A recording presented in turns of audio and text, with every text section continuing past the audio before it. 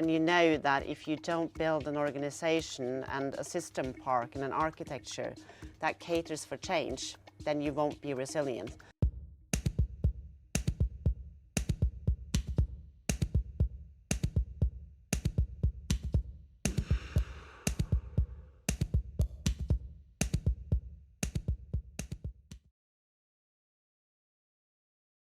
The past few years, every leader have been able to build up the muscle memory for resilience, because every day you've had a new challenge to address.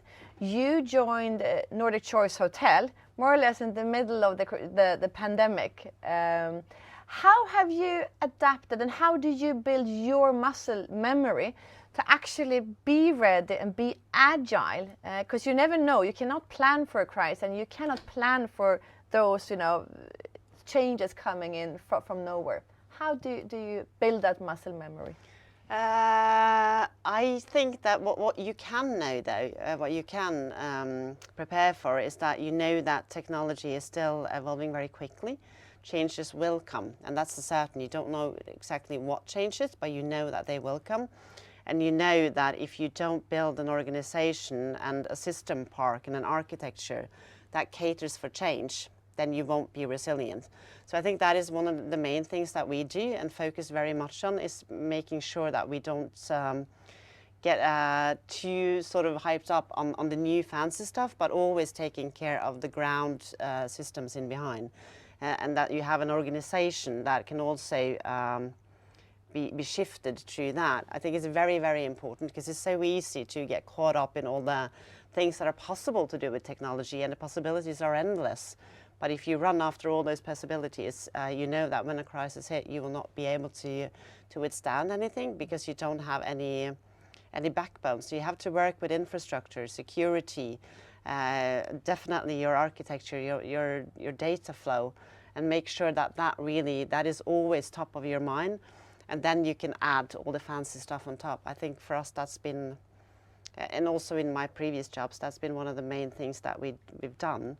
And I think that when I did fashion and retail, that's why I worked so much with logistics, because basically that is the heart of retail, is logistics. Getting the items out from wherever they're produced to the consumer is where you build your resilience again. If you're not able to deliver the goods to the consumer, then you have no business.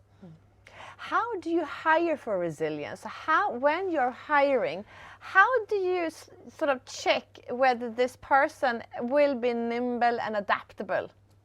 I think actually that you can tell a lot about a person by just sitting down and talking to them. Basically, we are trying to get a really good mix of people with higher education, engineering background, and mix them with people with pure service and hotel industry.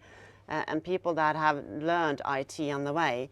So I think one of the things we do is to make sure that we really have a diverse organization, because then you can someone will always have the skill set to move forward and to think about resilience. So that is important for us to have a mix of both, not only gender and background, but actually education and mindset and personality as well.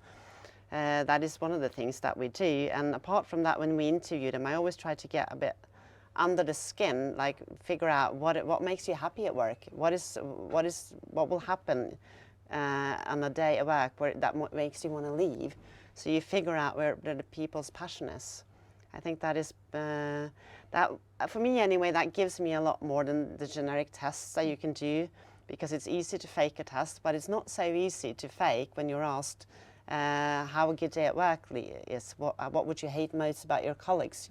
You need to come a bit out of your performance to actually answer that, and then we try to figure out what people we think we can work with.